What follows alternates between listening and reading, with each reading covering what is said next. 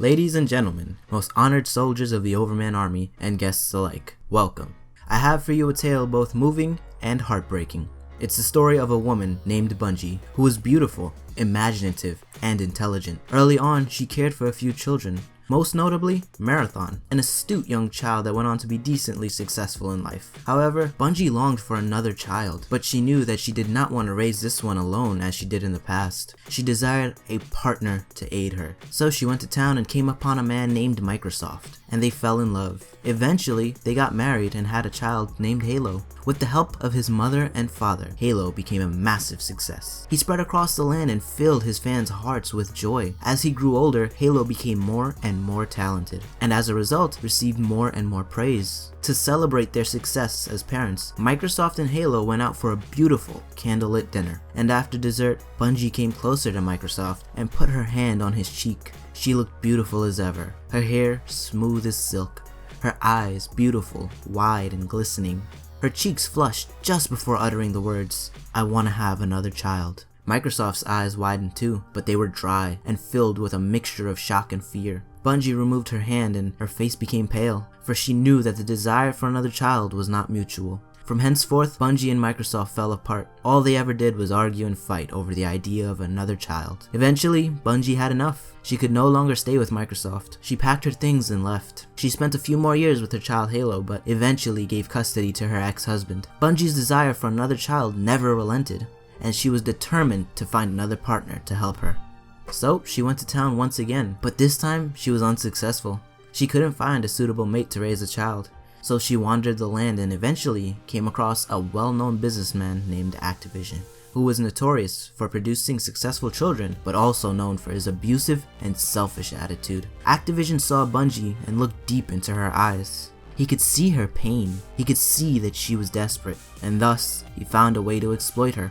He would use this against her, for Activision only saw Bungie as a means to an end that only he would benefit from. So like any good psychopath, he smooth-talked her and charmed her into a contractual marriage that was to last 10 years. At the wedding, Activision shared a drink with his closest friends. He said that in 10 years' time, he'd get everything he wanted out of her and then toss her into the street like the horse she was. Laughter broke out, and they clinged their glasses together and enjoyed their drinks. Soon after, Activision told Bungie that she was to change her ways if she wanted to have a child with him.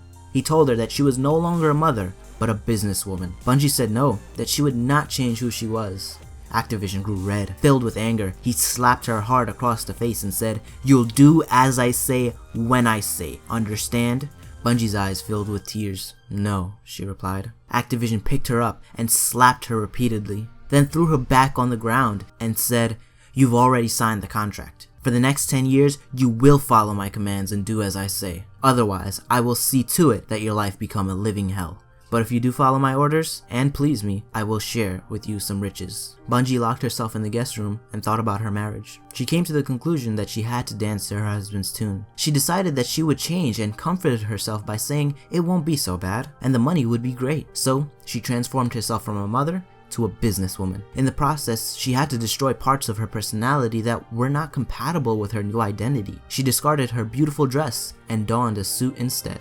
Activision was pleased, and they went on to have their first child, Destiny. A child of incredible potential. However, because of his abusive and selfish father Activision, he became very insecure and doubted his abilities. Thus, he has been branded by many as mediocre. Despite that though, he has been a massive success. But much like his stepbrother Call of Duty, he did not achieve it through skill or talent, but rather trickery and deceit. And because of his insecurities and selfish parents, Destiny will never seek to actualize his hidden potential, but rather seek further financial success in hopes of winning his parents' love. A truly pointless activity.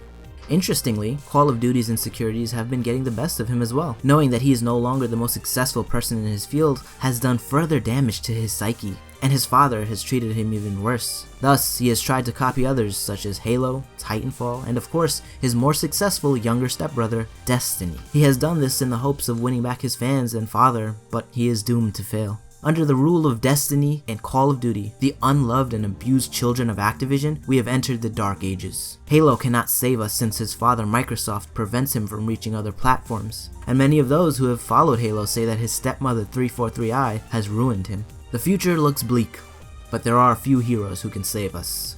Let's hope they succeed.